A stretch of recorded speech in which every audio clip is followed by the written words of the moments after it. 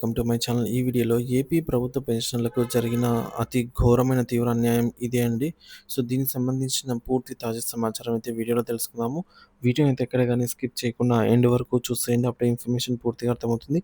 అలాగే వీడియో చూస్తున్న ప్రతి ఒక్కరు వీడియోకి లైక్ చేయండి ఫ్రెండ్స్. ఈ వీడియోని తోటి పెన్షనర్ మిత్రులతో అయితే షేర్ చేయండి. కొత్తగా మన ఛానల్‌ని చూస్తున్న వారు ఇంకా ఎవరైనా సబ్స్క్రైబ్ చేసుకోకుంటే వెంటనే మన ఛానల్‌ని సబ్స్క్రైబ్ చేసుకోండి. దీని ద్వారా నేను చేసే లేటెస్ట్ వీడియోస్ అన్నీ మీ వరకు రీచ్ అవుతాయి. ఇక ఆలస్యం చేయకుండా వివరాల్లోకైతే వెళ్ళిపోదాము. ఫ్రెండ్స్, ప్రభుత్వ పెన్షనర్స్‌కు ఎన్నో అన్యాయాలు జరుగుతూ ఉంటాయన్నమాట. సో, జరిగాయి కూడా. ముఖ్యంగా పెండింగ్ బిల్లుకు సంబంధించి, అలాగే అరియర్స్ ఇస్తామని జీవోలో ప్రకటించినప్పటికీ ఆచరణలో జరగకపోవడం లాంటివి, అలాగే అడిషనల్ క్వాంటమ్ ఆఫ్ పెన్షన్ విషయంలో, ఏజ్ విషయంలో, అలాగే ఇక రకరకాలుగా అయితే ఒక పెన్షనర్స్‌కి ఏదో ఒక అన్యాయం నిత్యం జరుగుతూనే ఉంటున్న నేపథ్యంలో అన్నిటిలో కల్లా ఇది అతి పెద్దదే అనే చెప్పవచ్చు. మరి దీని వివరాలు గూడా మనం పూర్తిగా తెలుసుకుందాము. వీడియోని చివరి దాకా చూసేయండి. అప్పుడే అర్థమవుతుంది. ఇక విషయానికొచ్చినట్లయితే ఆంధ్రప్రదేశ్ రాష్ట్ర ప్రభుత్వ పెన్షనర్లు కమ్యుటేషన్ ఆఫ్ పెన్షన్ రికవరీకి సంబంధించి ప్రభుత్వం అనుసరిస్తున్న విధానాన్ని వ్యతిరేకిస్తూ గత నవంబర్ 2024 మాసంలో విజయవాడలోని గౌరవ ఆంధ్రప్రదేశ్ హైకోర్టులో పలు పిటిషన్లను దాఖలు చేశారు. ముఖ్యంగా 135 నెలల అనగా 11 సంవత్సరాల 3 నెలల పాటు రికవరీ మొత్తాన్ని ఆహ్, రికవరీ చేసిన తర్వాత కూడా ఆ రికవరీని నిలిపివేయకపోవడంపై వారు అభ్యంతరం వ్యక్తం చేశారు. సో, దీని గురించి హైకోర్టు మధ్యంతర ఉత్తర్వులు అయితే ఇష్యూ చేసింది. దీనివల్ల పెన్షనర్స్‌కు తాత్కాలిక ఉపశమనం కూడా లభించింది. ఈ పిటిషన్‌లను విచారణకు స్వీకరించిన హైకోర్టు ప్రాథమిక వాదనలు విన్న తర్వాత పెన్షనర్లకు తాత్కాలిక ఊరట కల్పించింది. నవంబర్ 2024 నుండి తదుపరి ఉత్తర్వులు వెలువడే వరకు 135 నెలల సీవీపీ రికవరీ పూర్తయిన పెన్షనర్ల నుండి ఎటువంటి రికవరీ చేయరాదని మధ్యంతర ఉత్తర్వులను జారీ చేసింది. ఈ ఆదేశాల మేరకు రాష్ట్ర ట్రెజరీ మరియు అకౌంట్స్ శాఖ తక్షణమే స్పందించి 135 నెలల రికవరీని పూర్తి చేసుకున్న పెన్షనర్స్ అందరికీ రికవరీని నిలిపివేస్తూ అధికారిక మెమో జారీ చేసింది. సో, దాని తాలూకా మెమో ఇదే ఇక్కడ చూడొచ్చు స్క్రీన్ పైన. Directorate of treasuries and accounts Andhra Pradesh memo అని చెప్పేసి మెమో నంబరు డేట్ వచ్చేసి 26 నవంబర్ 2024. ఇక్కడ విషయానికొచ్చినట్లయితే T and A treasury and accounts department issue ITS not deduct the commutation portion from pension from the all pensioners who have completed 11 years 3 months instructions issued by the government regarding అని చెప్పి జియో ఇవ్వడం జరిగింది. మరి attention of all DT and AOs and ATOs RT is invited to the subject reference cited. They are well awared that some pensioners have approached the Honorable AP High Court seeking directions to stop further recovery of commutation portion of pension from their original basic pension and to refund the excess amount already recovered as their commutation recovery along with the interest is done in 12 years. అంటే ఎవరికైతే 130 నెలలు recovery పూర్తయిందో వారికి తక్షణమే రికవరీని అయితే పూర్తి చేయాలి.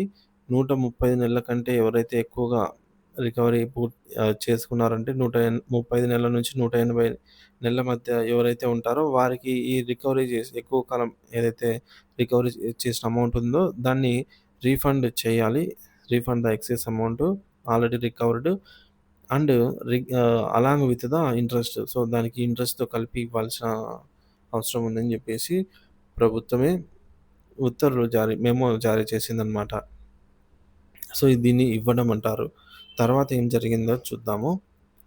So, ఈ పరిణామం సంబంధిత పెన్షనర్లకు తాత్కాలికంగా ఆర్థిక ఉపశమనం కలిగించింది.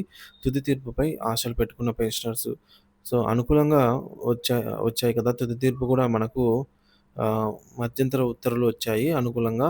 తుది తీర్పు కూడా మా పెన్షనర్లకు అనుకూలంగా వస్తుందని అనుకోని ఎన్నో ఆశలు పెట్టుకున్న పెన్షనర్లకు మొత్తానికి నిరాశే మిగిలిందని చెప్పాలి. హైకోర్టు తుది తీర్పు అండి. పిటిషన్‌లనైతే కొట్టివేయడం జరిగింది. పెన్షనర్లు ఆందోళన చెందినట్టుగానే ఏప్రిల్ 8న ఏప్రిల్ 28న గౌరవ హైకోర్టు ఈ కేసుకు సంబంధించి అన్ని పిటిషన్లను కొట్టివేస్తూ తుది తీర్పు అయితే వెలువరించింది. తీర్పులోని ముఖ్య అంశాలు, కోర్టు పరిశీలనలు. పిటిషన్లను కొట్టివేయడానికి గల కారణాలను కోర్టు తన తీర్పులో స్పష్టంగా పేర్కొంది. మొదటిది ఏంటంటే ఉద్యోగి అంగీకారం. ప్రభుత్వ ఉద్యోగి పదవి విరమణ చేసే సమయంలోనే కమ్యుటేషన్ మరియు దాని రికవరీకి సంబంధించిన నిబంధనలు మరియు షరతులను అంగీకరిస్తూ సంతకం చేశారని కోర్టు గుర్తు చేసింది. కాబట్టి ఆ తర్వాత ఆ నిబంధనలను ప్రశ్నించడం సరికాదని అభిప్రాయపడింది. రెండవది ప్రభుత్వ ఆర్థిక భారం. పదవీ విరమణ తర్వాత 15 సంవత్సరాల లోపే అంటే రికవరీ కాలపరిమితి పూర్తి కాకముందే పెన్షనర్ మరణిస్తే రికవరీ కాని మొత్తం ప్రభుత్వంపై ఆర్థిక భారంగా మారుతుందన్న ప్రభుత్వ వాదనను కోర్టు పరిగణలోకి తీసుకుంది. మూడోది వడ్డీ రేట్ల లెక్కింపు. కాలక్రమేణా వడ్డీ రేట్లు తగ్గాయని, దాని ఆధారంగా రికవరీ మొత్తాన్ని పునఃసమీక్షించాలన్న పెన్షనర్ల వాదనను కోర్టు త్రోసిపుచ్చింది. వడ్డీ రేట్లు, ఆ ఆర్థిక భారం వంటి అంశాలను లెక్కించడం, వాటి ఆధారంగా నిర్ణయాలు తీసుకోవడం కోర్టు పని కాదని, అది ప్రభుత్వ పరిధిలోనే అవసరమైతే వేతన సవరణ సంఘం అంటే 12వ పీఆర్సీ ద్వారా అటువంటి పీఆర్సీ కమిటీల ద్వారానే ప్రభుత్వం ఇటువంటి వాటిని పరిశీలించుకోవాలనేది సూచించింది. తీర్పు అనంతరం పరిణామాలు మరియు భవిష్యత్ కార్యాచరణ.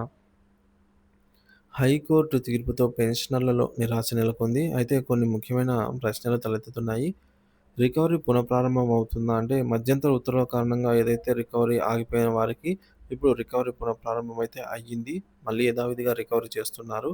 ఇప్పటికే రికవరీ పూర్తయిన వారి పరిస్థితి ఏంటి అంటే 135 నెలలు పూర్తి చేసుకున్న వారి నుండి అదనంగా 180 నెలల వరకు అయితే వసూలు చేస్తున్నారు. ప్రభుత్వ వైఖరి. అయితే ఇప్పటికే 135 నెలలు రికవరీ పూర్తి చేసుకున్న పెన్షనర్ల విషయంలో ప్రభుత్వం మానవతా దృక్పథంతో వ్యవహరించి వారి నుండి ఎటువంటి అదనపు మొత్తాలను తిరిగి రాబట్టకపోవచ్చని ఒక ఆశాభావం అయితే ఉండేది. కానీ అలా జరగలేదు. రికవరీ కొనసాగుతోంది. ఈ తీర్పు నేపథ్యంలో పెన్షనర్లు తమ ప్రతినిధుల ద్వారా రాబోయే వేతన సవరణ సంఘం పీఆర్సీ ముందు ఈ సమస్యను సమగ్రంగా ఉంచడం మంచిది. సీవీపీ రికవరీ విధానంలో మార్పులు తీసుకురావాలని, ముఖ్యంగా 130 నెలల తర్వాత రికవరీని పూర్తిగా నిలిపివేయాలని మరియు కోర్టు తీర్పు నేపథ్యంలో పెన్షనర్లపై ఎటువంటి ప్రతికూల చర్యలు ఉండకుండా చూడాలని పీఆర్సీ కమిషన్‌ను అభ్యర్థించవచ్చు. ప్రభుత్వంతో చర్చల ద్వారా సానుకూల పరిష్కారం లభించే అవకాశం అయితే ఉంటుంది. సీవీపీ మీద కోర్టు ఇచ్చిన తీర్పును గౌరవిస్తూ మన పెన్షనర్స్ కంగారు పడవలసిన అవసరం లేదు. ఇది చూడండి. CVP commuted value of pension recovery period విషయంలో హైకోర్టు తీర్పు అనంతరం పెన్షనర్లకు అవగాహన. సీవీపీ పునఃపొందిన పెన్షన్ మొత్తాన్ని ప్రభుత్వం తిరిగి వసూలు చేసే కాలాన్ని రికవరీ పీరియడ్ అంటారు. ఈ విషయంలో ఇటీవల హైకోర్టు ఇచ్చిన తీర్పును గౌరవిస్తూ మన రాష్ట్రంలోని పెన్షనర్స్ ఏమాత్రం కంగారు పడవలసిన అవసరం లేదు. ఇది ఏ విధంగా ఇతర రాష్ట్రాల్లో అమలవుతుందో చూద్దాము. గుజరాత్ రాష్ట్రంలో చూసుకున్నట్లయితే రికవరీ పీరియడ్ 13 సంవత్సరాలే ఉంది. మధ్యప్రదేశ్ రాష్ట్రంలో చూసుకుంటే రికవరీ పీరియడ్ 12 సంవత్సరాలే ఉంది. అలాగే ఒడిశా రాష్ట్రంలో కూడా 12 సంవత్సరాలుగానే ఉంది. ఇవి చూస్తే మన రాష్ట్రంలో అమలవుతున్న రికవరీ పద్ధతిని దేశవ్యాప్తంగా ఏకరీతిగా చేయడం అవసరమనైతే అనిపిస్తోంది.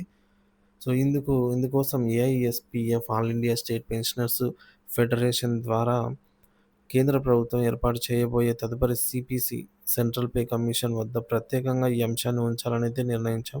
ముఖ్యంగా పెన్షనర్లపై ఆర్థిక భారం తగ్గించేందుకు రికవరీ పీరియడ్‌ని తగ్గించాలని మా డిమాండ్.